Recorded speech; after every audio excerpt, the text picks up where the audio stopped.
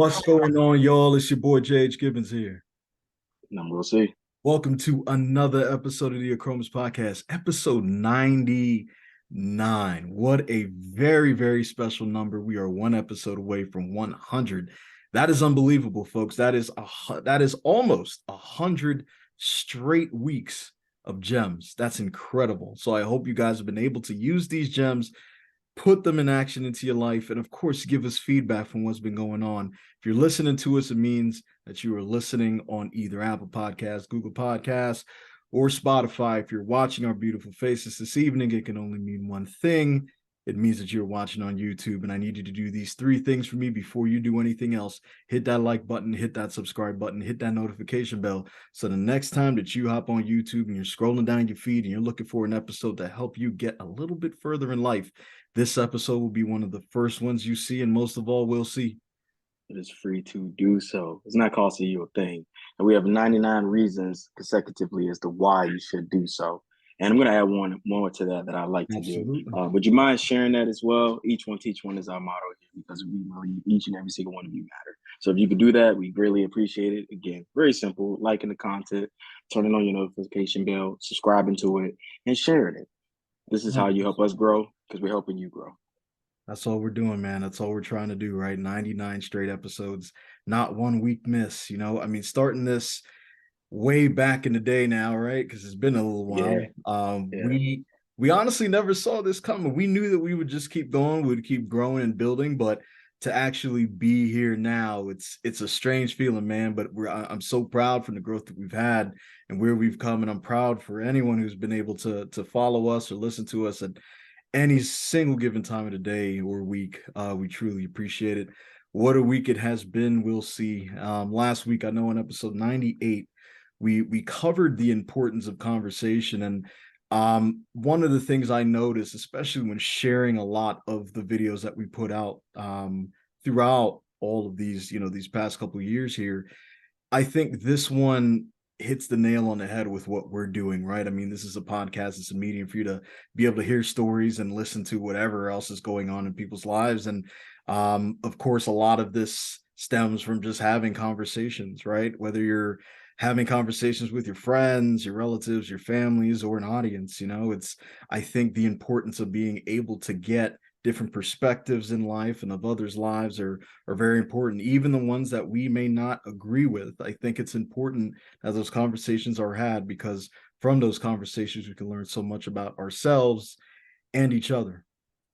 Yeah, for sure. I think the topics that we touched on last week, from Ye to Jerry Jones and in between, is just an opportunity for emotional maturity, just opening your mind to different perspectives, and really grasping that it's all about growing. And then at the day, each one teach one. You learn as you go through experiences, and you also learn from others. So it doesn't cost you anything, but maybe to adjust your pride, adjust your view on things, and just be willing to apply yourself to grow. Because ultimately, it's like ripple effects, right? So if you can adjust those things about it, hopefully last week's episode was for you. Yeah, I mean, you nail on the head again, man. Like learning is everything, regardless how old you are. You can't sit there and say you know everything. I think life is it's a learning journey. Every single thing we do, especially if we are planning to grow, there are going to be some growing pains. You're going to have to learn a lot of things along the way. But you have to have faith in yourself. You have to have faith in the system that you've built. You have to have faith in what you're doing, and you have to be secure within yourself to understand that you are going to go through these pains, but on the other side, there'll be a better you, a stronger you, a fitter you, somebody that even you can be proud of for yourself. And I would say, especially for our guest today, there's been a lot of growth for him. I think especially with the industry that he's in with real estate, it's been quite the challenge these past couple of years. And for somebody to be as successful as he has been, especially during the COVID years, and even the years before, and now it's even a little bit more stressful in the industry. But to have a chance to understand how you can grow and how you can better yourself, how you can build a strong team who allows you to grow as well as you help them grow, I think It's an amazing thing. So we are proud to announce that we have on this Achromous Podcast for episode 99, the address changer, somebody who has been a team lead of the DMV home team and has had over 40, let me say that again, 40 million in sales in the last 3 years. And if you know we've been through the last 3 years, you can understand how incredibly impressive that is. So, ladies and gentlemen, we want to welcome Jeremiah on the Achromous Podcast. Jeremiah, thank you for taking this time out this evening to join this Achromous Podcast and allow us for you to tell your story, man. Man, thanks. Like I said, man, it's definitely an honor and privilege. I take the opportunity all the time to do stuff like this, man, to obviously give back, tell my story, but also to definitely try to help somebody else, as you guys stated early on. That's definitely, my mindset at all times, man. I never want to hold information. I think my information helps others, and others' information has helped me along the way to get to where I am today. So it's only right for me to give back. So I definitely appreciate you guys reaching out to me, invite me on you guys' podcast and your platform. So I appreciate it.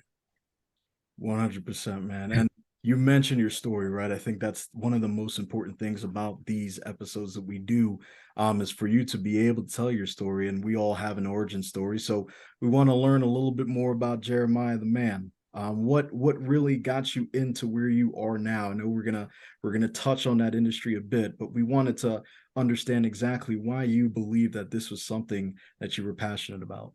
Mm-hmm. Well, I mean, in the real estate lane, if that's what you're speaking of, I think for the most part, I would say I've been a real estate agent 11 years now.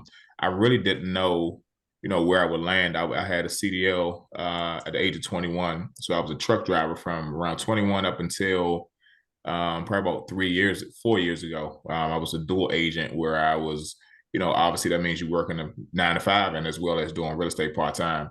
So I really started doing real estate full-time about 4 years ago when I left my full-time job. So, to get straight to the nuts and bolts, man, I bought my first house when I was 31 years old.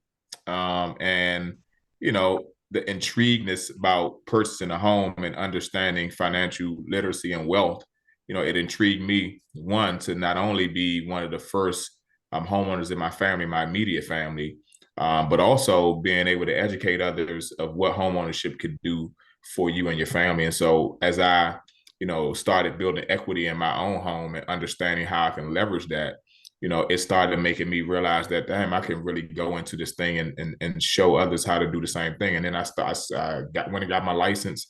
The agent that sold me my first house was a good friend of mine in the family. And then, he convinced me to get your license, man. Just, get it part-time, just try to, get some extra income. And that's what it was about originally. But then when I started, diving more into it, it was something that I really became passionate about and really feel like even after, 31 years of my life, this is really my passion and what I really found love in doing. Even, having a CDL for 20 years now, it wasn't never really a passion of mine. I was just trying to, make ends meet. And, I was a good driver. I was good at it, but it wasn't really something that was in my heart that I really wanted to do long term. So I was just trying to feed my family.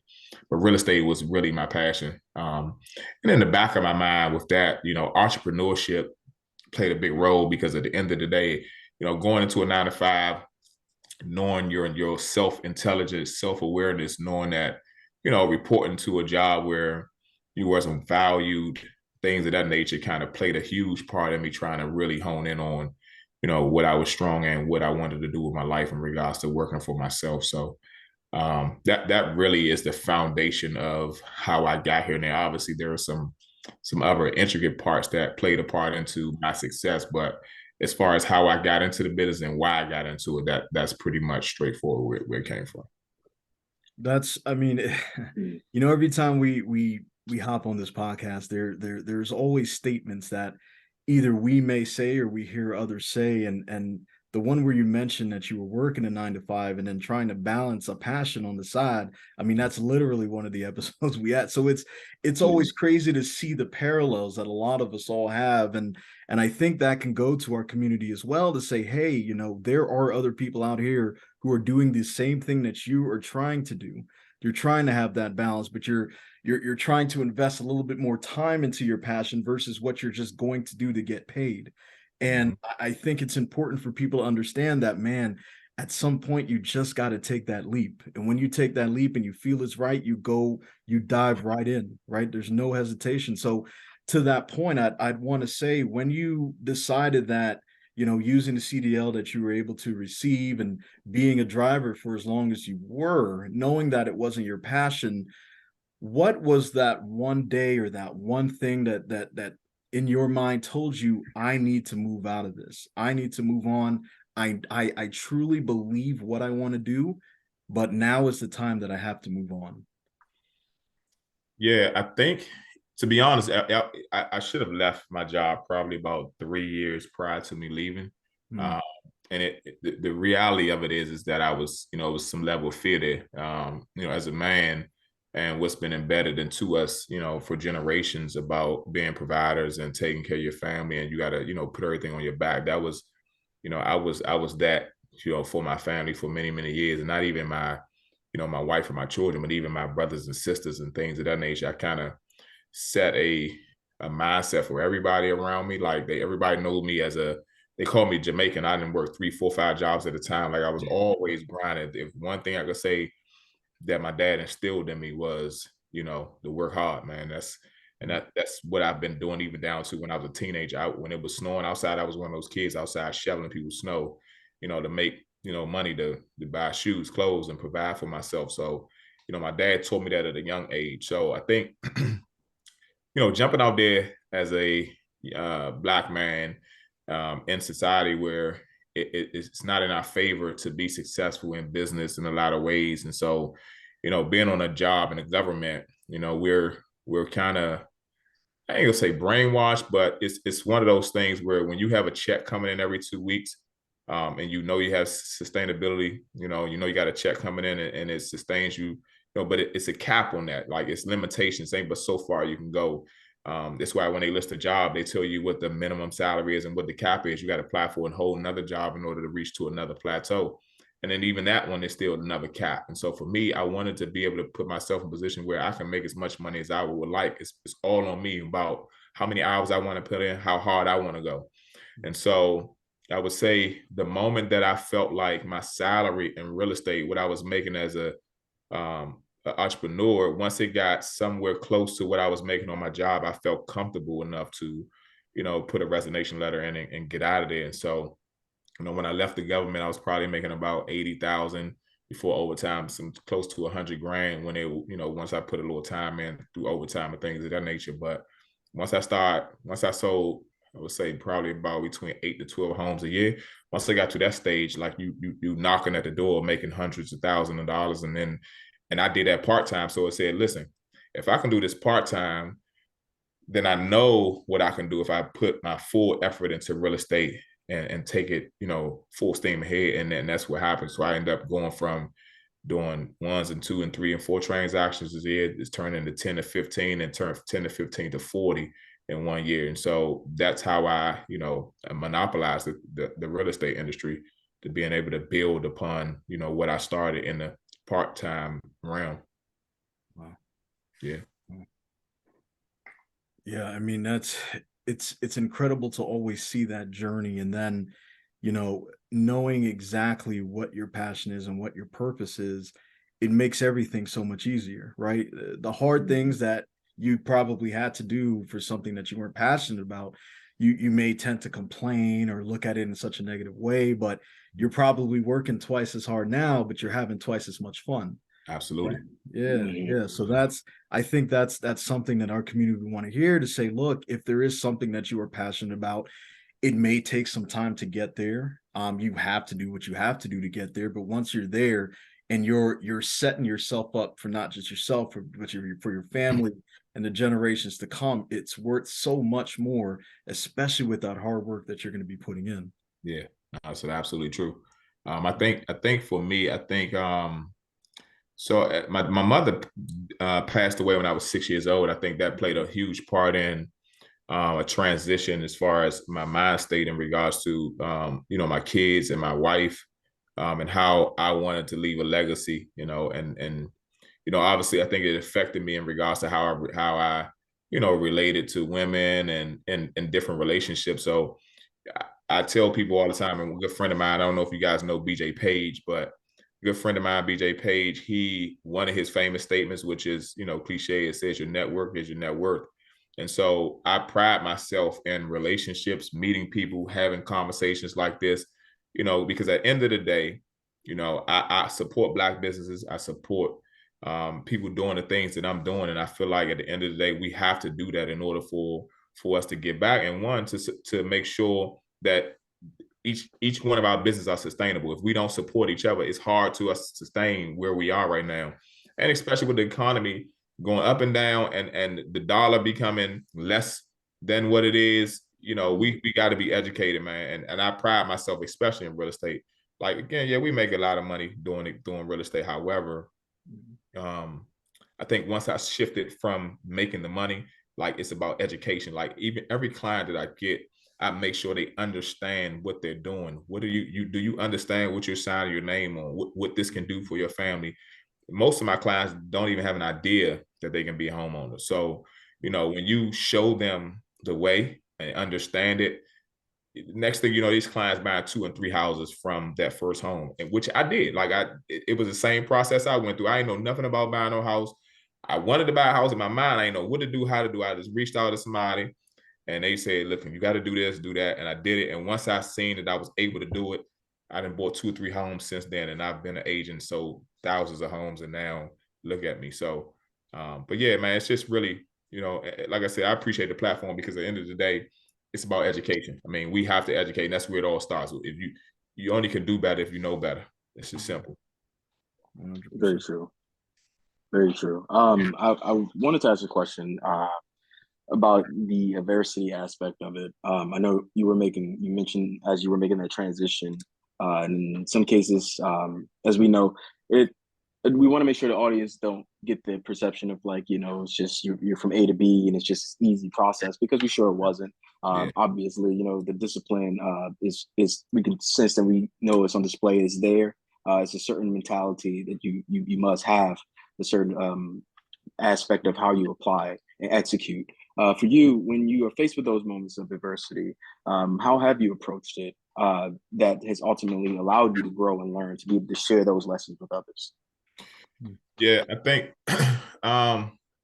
it's funny. I was just talking to a good friend of mine about we go through things day to day, and obviously they're not always positive. Sometimes they're negative situations, and when we going through things, our mindset never shifts to say that these things only last momentarily. Like, you got to really think back. You was just in that situation, another situation, another situation, but the reality is you're still here, and you're probably in a better place that you were then than you are now. And so I think for me, the transition from working a government job and becoming a real estate agent, as well as, and I didn't speak on this yet, but I have a blended family. I'm married. I have a wife, and I have 4 children. So I'm a co-parent. We have a blended family, been married 5 years and dating my wife 10 years.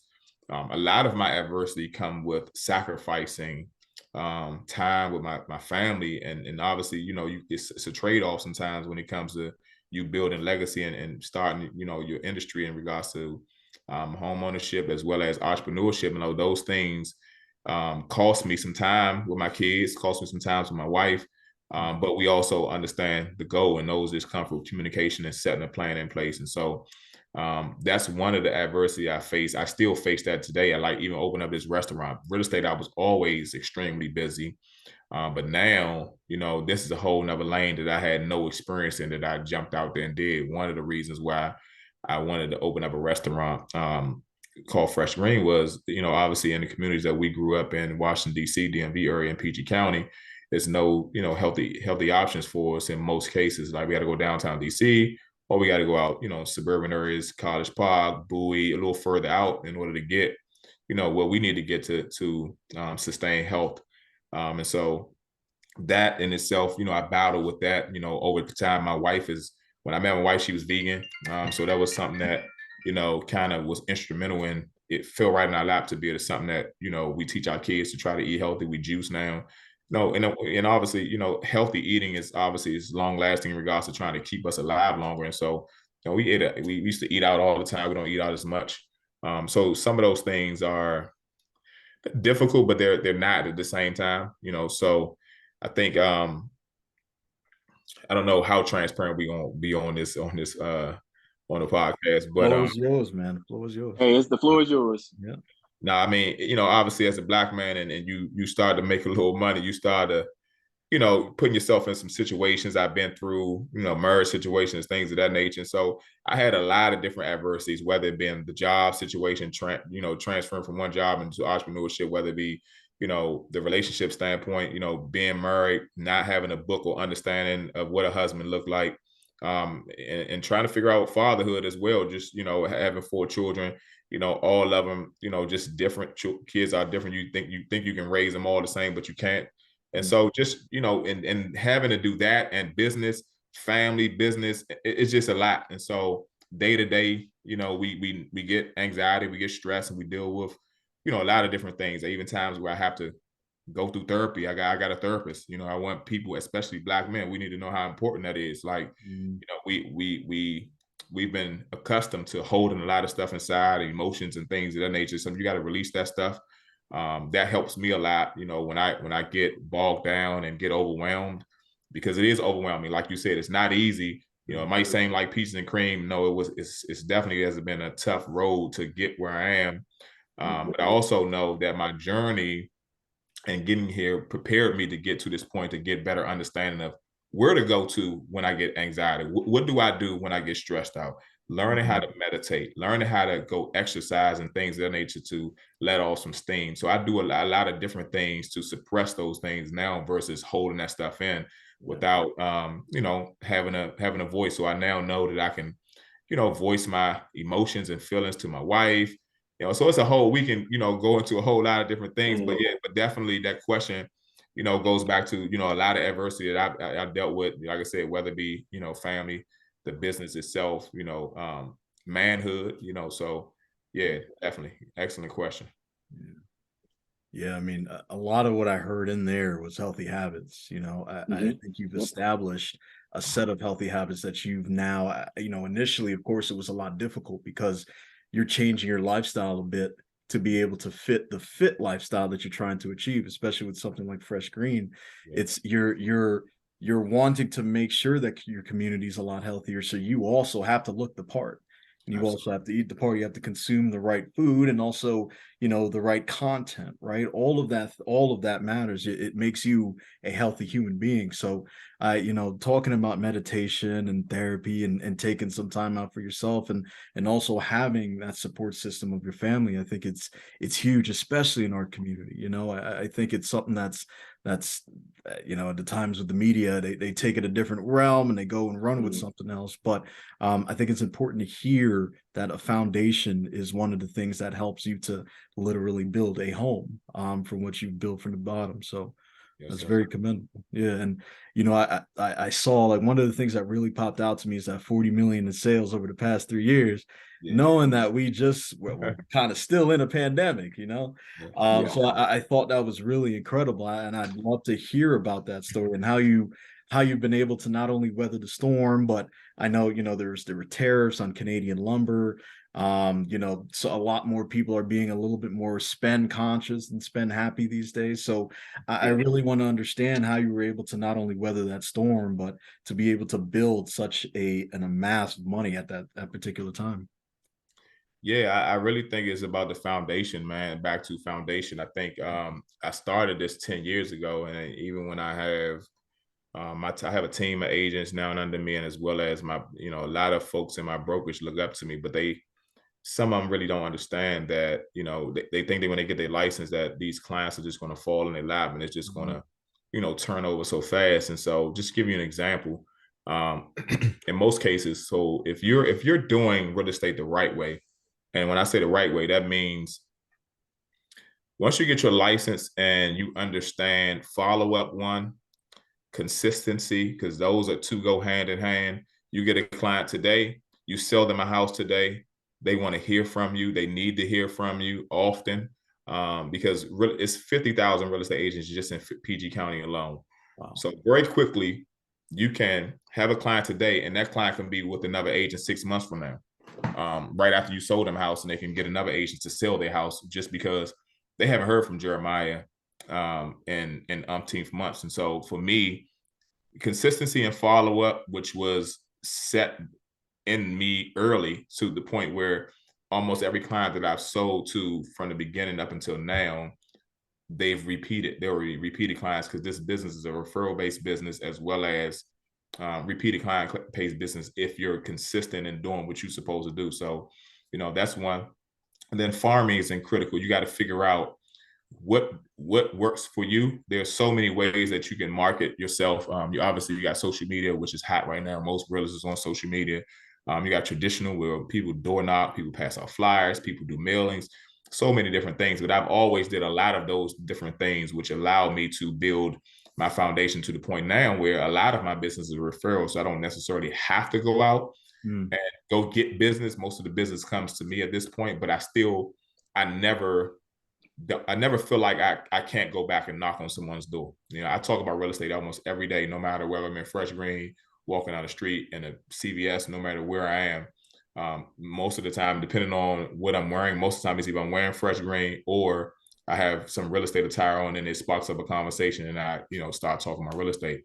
And so I still teach my team even now. I just talked to one of my good friends that's a real estate agent. We're talking about combining forces and doing one of the first. Well, I don't think in even PG County there's too many men that's teaming up. If you notice, it's a lot of women creating these power women groups in real estate as well, and other entities as well. But it's no men doing it, and I think that's driven by ego in most cases, because everybody wants the spotlight. But that's not me. It doesn't matter to me as long as we can be on the same page, communicate, and then we can do something real special. But I think, most of us, it's a stigma behind men and Black men when we're trying to work together. Everybody want to be the alpha. Like, I can take a back seat. I don't have a problem being second in line, first in line. We can interchange. I'm cool with that. But nevertheless, I think real estate really is about consistency. So for me, even when I transitioned, I was at my first brokerage was Harbor Trust Realty Group, which I was there for about 6 years. And then I transitioned from that real estate company to where I'm now, which is own real estate. And so with the help of my new broker, as well as the tools and everything they provided me, I've been able to sustain through the pandemic because of the foundation that was laid from early on. And so, being a household name, and that doesn't mean anything, because I can, real estate is so fickle. It's up and down. It's slow. Right now, the market is a little slower than it was 2 years ago because of several things. The interest rates are very high right now. But even then, and I'll give you guys, a nugget in regards to the market and why they're doing what they're doing, as well as the misconception of the interest rates. But yeah, it's like I said, it's more about consistency. I think for me, being consistent through the pandemic, because I've been able to, my name is good. I've been consistent. I did good business. You have agents that do so much bad business out here.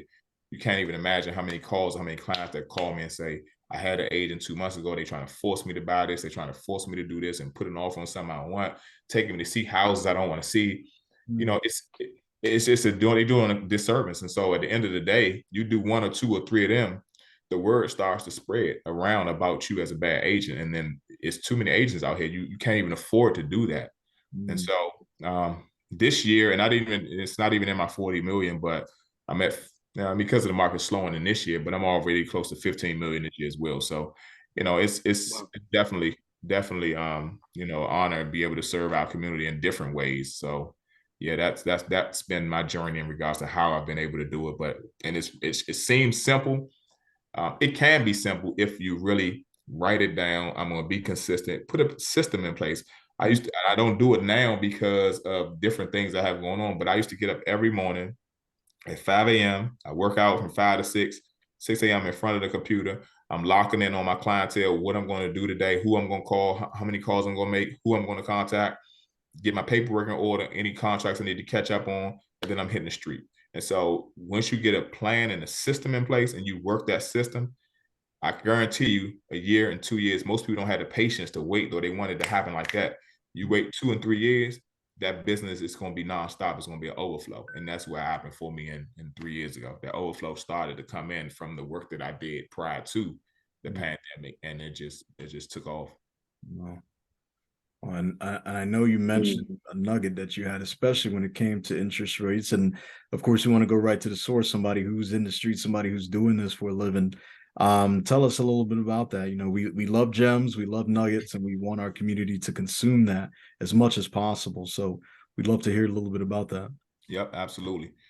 So right now the rate's around 7% ish. And obviously you see on every day on the TV they're saying rates high, don't buy now. People convincing people, the family and friends saying rates too high, X, Y, and Z. And people want to know, when is a good time to buy? The good time to buy is when you are able to buy. If you have the mindset that I'm not going to buy right now because the rate's too high, what happens if your circumstance changes 6 months, a year from now, and then you was prepared to buy and you could buy now and you didn't buy because of someone gave you misinformation? And I'll tell you what that misinformation is. So at a 7% interest rate, it's much cheaper to buy at a 7% interest rate than it is for you to get a 4% interest rate in a market that's a seller's market, where, if you notice, I don't know if you guys heard, 2 years ago, people were paying 50, 60, 70, 80, and 90 to 100 grand above asking price on a lot of these homes, cash. Mm-hmm. So it costs you more to do that than it does to pay 7% in interest right now. And the reality is, if you pay for a house right now at a 7% interest rate, the rates aren't going to stay at 7%. We just have no idea when they're going to drop, but they're going to go back down. When those rates go back down, you refinance to the lower rate, and then you benefit from, now I've owned the house for a year, 2 years, however long it takes for the rate to go down. You've also built the equity in it, as well as you benefited from the market rate change, and then you refinance. Now you saved in payment, but you also got the equity from the time that you owned the house.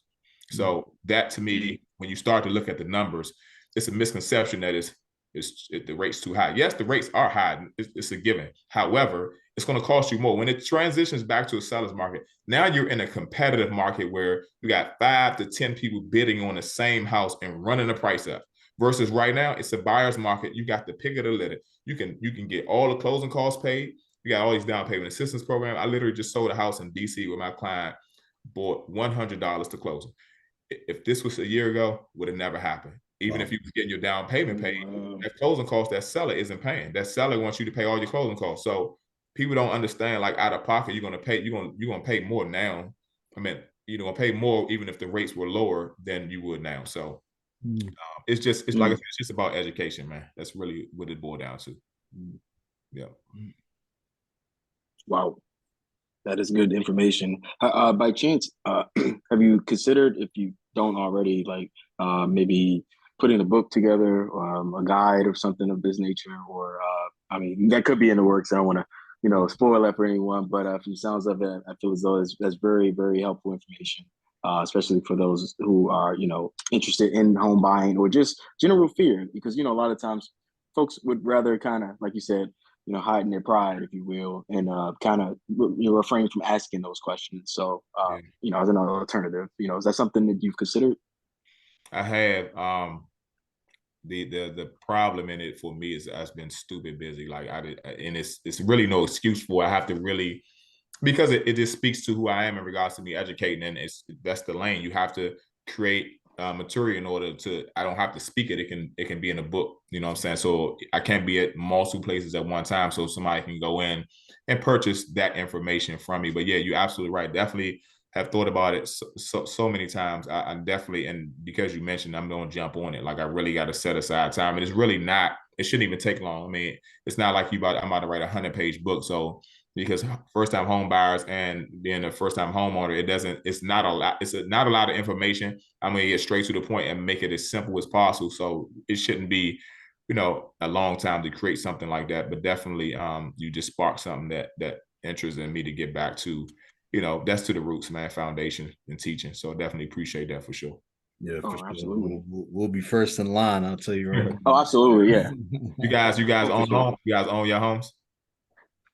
No, not myself, no, but I do have that in the works and down the line. So I'm definitely going to be reaching out to you. My man, that's what I'm talking. I have a townhouse right now. I don't own it yet, but I'm still paying off that. And you're absolutely right, especially when it comes to equity. A couple of years ago, if we wanted to turn around and sell this, we could have gotten, good 100K off of it. Of course, that's, it's starting to change a little bit now, but I think home ownership, especially for us, is very important. It's important for legacy. It's important for building, building a net worth, So I think all of that is very important. And, a lot of the advice that you've been able to give us this evening has been important. I'm hoping, everyone in our Achromous podcast community is able to hear that from you. And I would ask, I know that you're going down the lane of having your restaurant now for Fresh Green. Is there anything else that you have in the horizon in the next 5 to 10 years that you plan on diving into as well? Yeah, I think for me, because I've always taken on too much than I should in times, and so I want to do everything in moderation. I think real estate and Fresh Green is really my focus right this moment, so I haven't really thought beyond that. But I am in the process of opening up several more Fresh Greens in our community, in our area. So I just signed my lease agreement on another location. So stay tuned for the announcement on that. Definitely, and my wife, she on me right now about opening up too many at one time. You overwhelm yourself, this, that, and the other. But yeah, I have a goal, and I definitely want to be, put my family in a position where we don't have to work as hard, and obviously, if you pay attention to wealthy people, they will instruct you that any debt that you have, whether it be your house, whether it be your car, whatever type of living that you want, you should have assets that support that. So, for instance, each one of my restaurants that I open, if I'm not strictly going to just save all this money, but it really shouldn't be saving. You should be investing in every dime you got, because the more money you got sitting in the bank, it's losing its value. And so every restaurant that I have, I want that to be able to support any lifestyle that me and my wife want to live. So if you want this particular car, one of these assets need to bring in that car note or whatever that is monthly, so that whatever income that we have in regards to our personal business, like real estate and her therapy practice, that money shouldn't even be going to our lifestyle. That money should be going to investments or whatever the case may be. But the businesses themselves should be supporting, especially the restaurants should be supporting the lifestyle that we want to live. And so sometimes that can look a little, disturbing right now for her, because my wife is real big on energy. She's real big on self-care, and those things. So, the stuff that I value, not to say I don't value those things, but, in her mind, I'm valuing putting our family in position now more so than, a lot of the time and energy that I was able to put into a lot of other things. And so, I got at least a 2-year plan to focus on this, and then get those things kind of running like well-oiled machines, where I don't have to be, as intricate. I don't have to be there every day. I'm setting the foundation in this, just like I set the foundation in real estate. So then it ends up doing its thing on its own. And then I can kind of, sit back, evaluate, and figure out what's my next move. I'm trying to build up a portfolio of at least 7 streams of income. And so that's my goal ultimately. So each restaurant is one. And if some people consider the restaurant industry itself could just be one lane, I got real estate. So I got 5 on the go. So I got a lot of work to do, but at the same time, trying to balance life. And, I definitely won't never put any of this before my family at any point in time that it, feels like I'm doing too much. I'm definitely going to, reel back, which is why I don't want to do too much in this industry too fast. I want to slow it down, making sure that I'm making the right moves, moving correctly. As Rick Ross said, I don't want to move fast. I want to move correctly. And so, and that's the play. That's the play for me right now, for sure. I think I would definitely tell you, within the next 5 years, people think about millionaires, but making $1 million isn't a lot of money when you make money. I don't know if you guys listen to the Pivot or not. I'm sure you guys, you're in the podcast, so you watch the Pivot, right? Yeah. One of the episodes that stuck out to me was the Kevin Hart one, and I'm gonna touch on this because I know this is it's a little off script, but as I started gaining traction in both of my careers and started elevating, I started losing a lot of friends. And so me and my wife, we kind of move a little different, understanding that we don't think we're better than anybody. We're real down to earth people. However, we started seeing, subconsciously, I'm sure people started moving a little different, and we started seeing those things. And so I say that all to say that Kevin Hart reminded me, and which is why I had to stop taking those things personal, that most wealthy people, especially from our community, we didn't grow up wealthy, and most of us grew up in poverty in the hoods. I grew up in Southeast DC, we understand both sides of it. We understand what it looks like to be poor. We also understand what it looks like to make a little money. And so those people that's still in those lanes of poverty, or not in the level, or not where we are, they don't really understand what it takes for us to sustain this type of lifestyle and move correctly. And so I can't get upset because they don't understand. I understand where they are, but they don't understand where I am. I have to understand both ends. So there's no need of me getting frustrated and angry with them, because they just don't understand. And you got to accept that if they're not trying to, get on board with you, and it's unfortunate, because the moment that they do understand and they start taking that plateau, then they look back and like, damn, now I understand. I see why they had to move like this, why they had to slow down. They couldn't go out as much. They couldn't hang with us. It wasn't that they was ignoring. They thought they was better. Nah, they out here grinding, and what it really takes to do what we're doing. It takes a lot of time and energy, and really focusness, because at the end of the day, I can really go out right now tonight.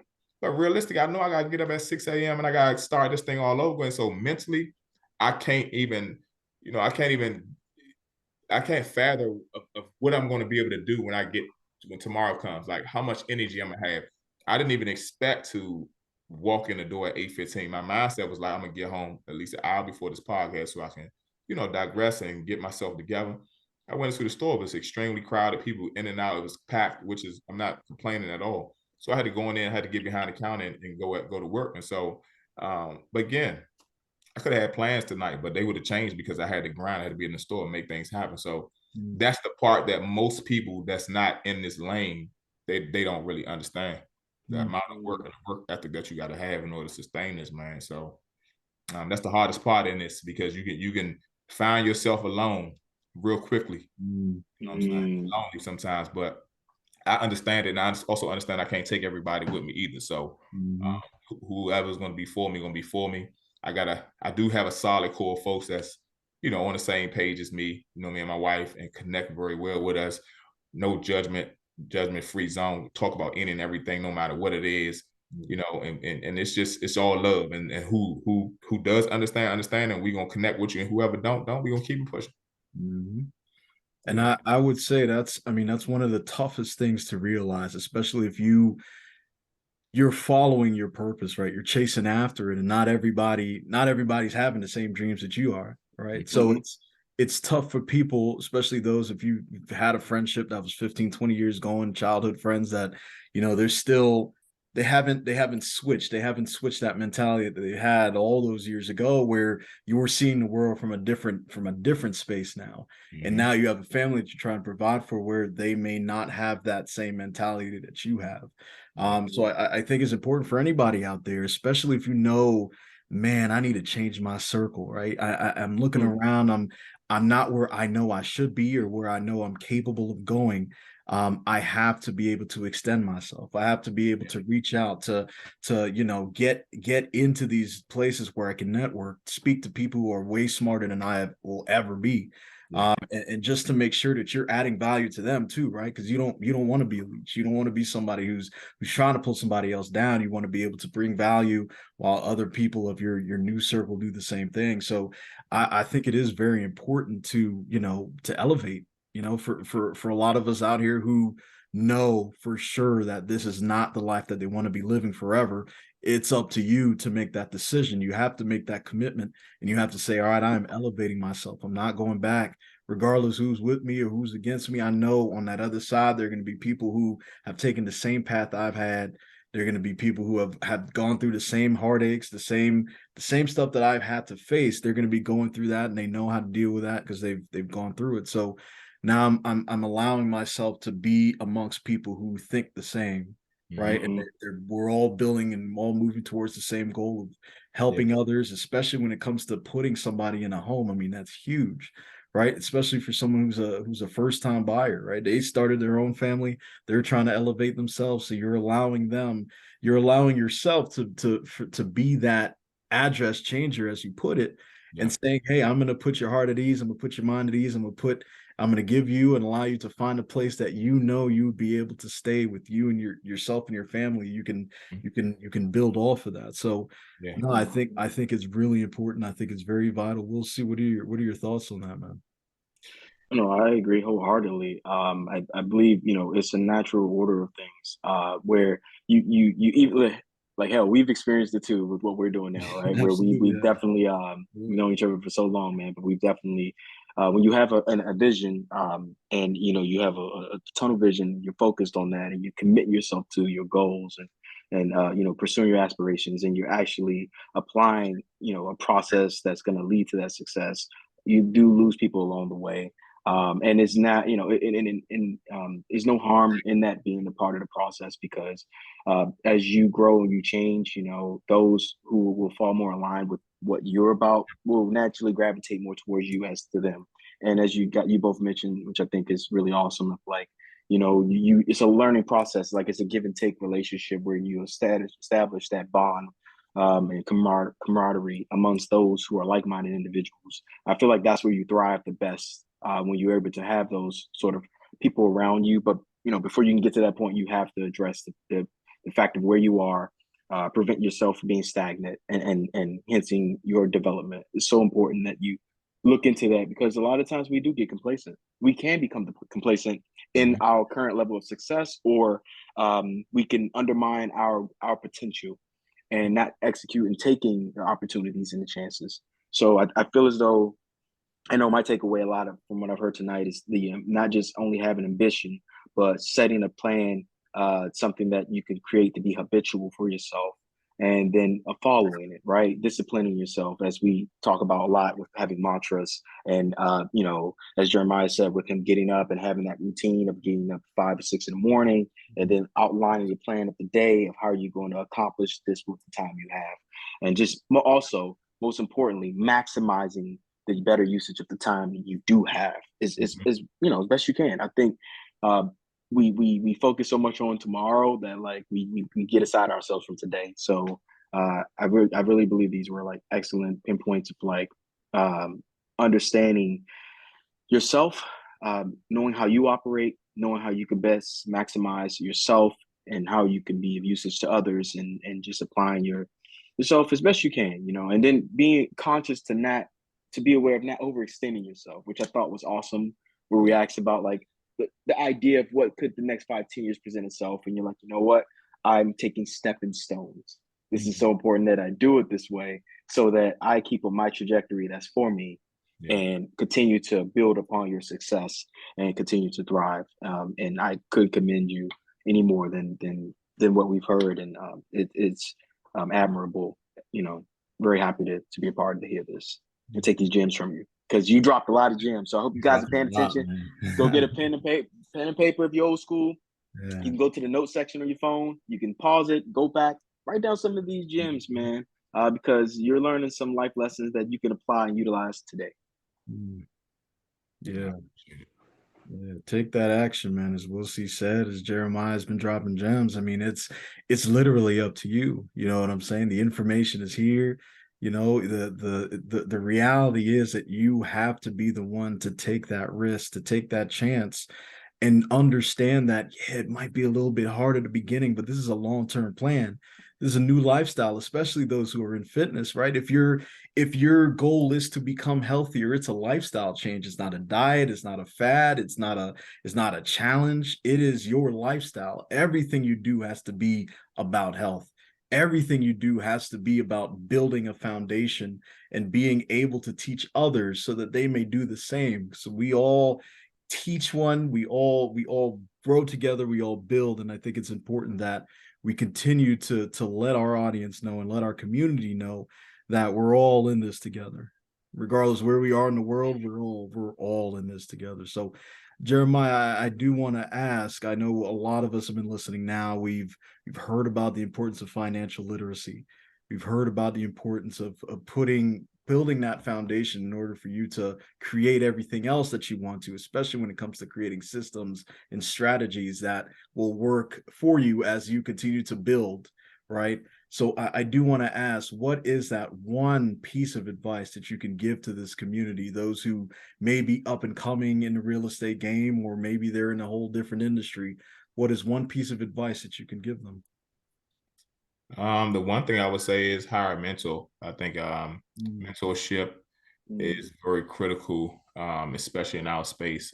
It will expeditiously, help your career, grow. Because I would tell you, when I first started, I was stagnated because I didn't have the proper mentorship to kind of eliminate some of what, challenges I faced early on in the game. And so I think everybody in the industry, you should always have a mentor. I think, and understand that most mentors that know about mentorship is really not about what I can do for you, is what the mentee can do for me. And then that most mentors want to see that first, that ambition, that drive and determination. Because I am a mentor at my brokerage. And so the most of the time when I meet with these mentees that they come in and agents, they get assigned to me, the first thing I tell them, I say, listen, I don't have a lot of time to waste. So if you have trainings that I supplied you, I want to see you go above and beyond for yourself, not above and beyond for me. If you put in the maximum effort, then I'll make sure that my time is available in order to teach, to educate, to help you along the way in the game. But if I see you being lazy, if I see you calling me at the midnight hour, you ain't did no trainers, and you want me to help you negotiate a deal or contract X, Y, and Z, I'm not doing it. And so my time is extremely valuable, but you have to put in the work for first. Like, it's not, you can call and say you want a mentor, but if you think I'm gonna give you the game for free, and free is not even monetary. I'm talking about free meaning you taking the extra mile, you doing the studying. It's one thing you studied everything and you just need a question answer. Okay, I need to understand this better. That's not typically the conversation. It's they want you to do it for you. I'm not doing the work for you. I did this hard work for 11 years in the real estate game to get where I am. So, and ain't nobody give it to me for free. And so mentorship, and make sure that even in hiring that mentor or working with the mentor, that you willing to go through the grind for yourself. Like, you got to study, you got to put in your effort first.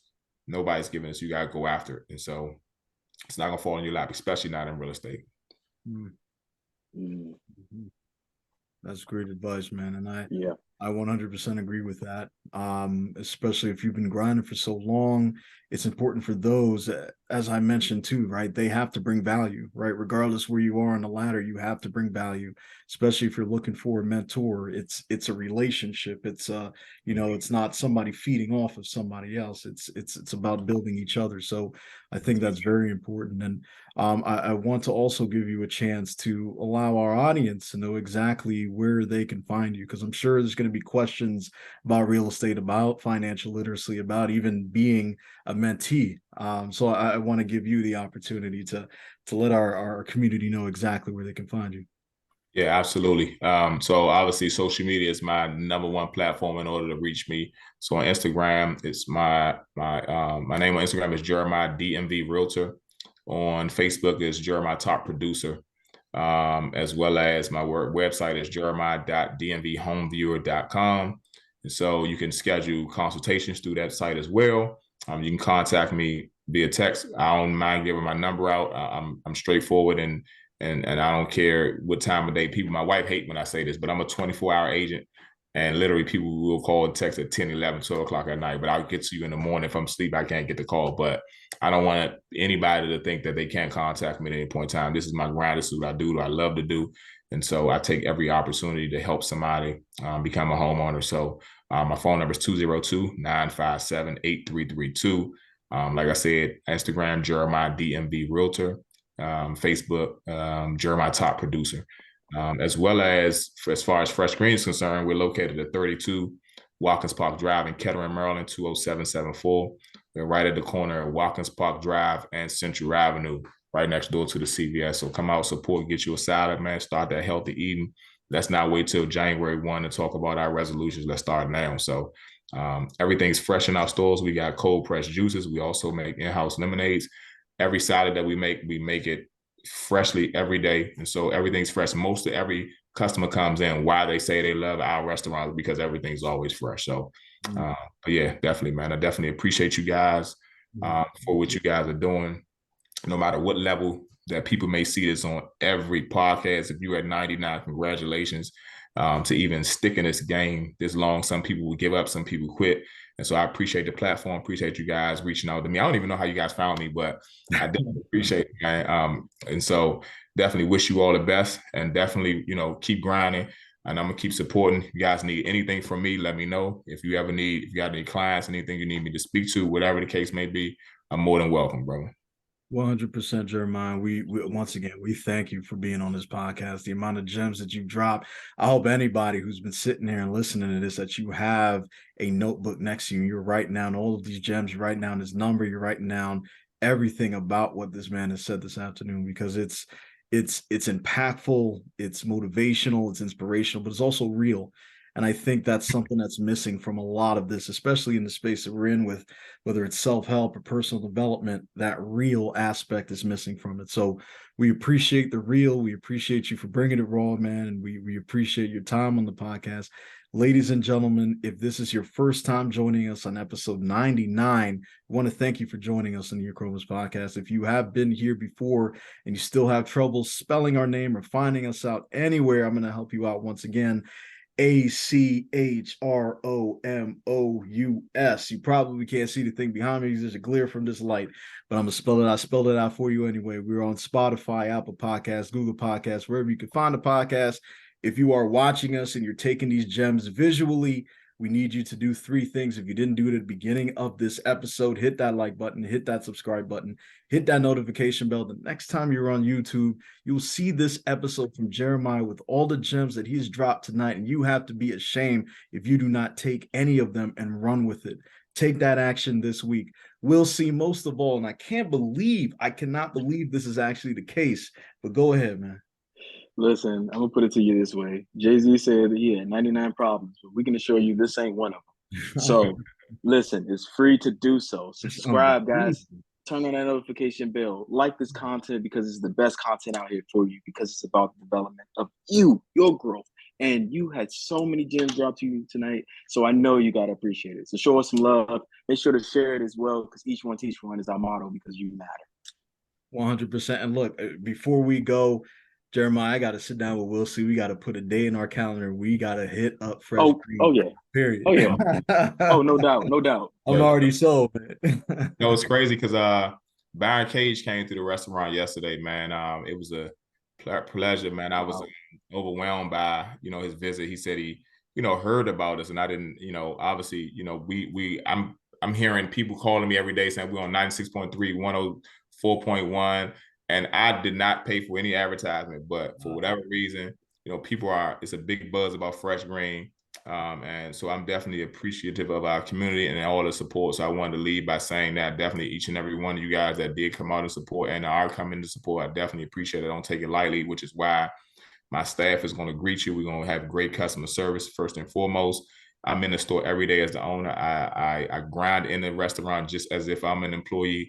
And so I'm running a business that I want my employees to understand that they can also become an entrepreneur, as well as them seeing me as the owner work just as hard as them.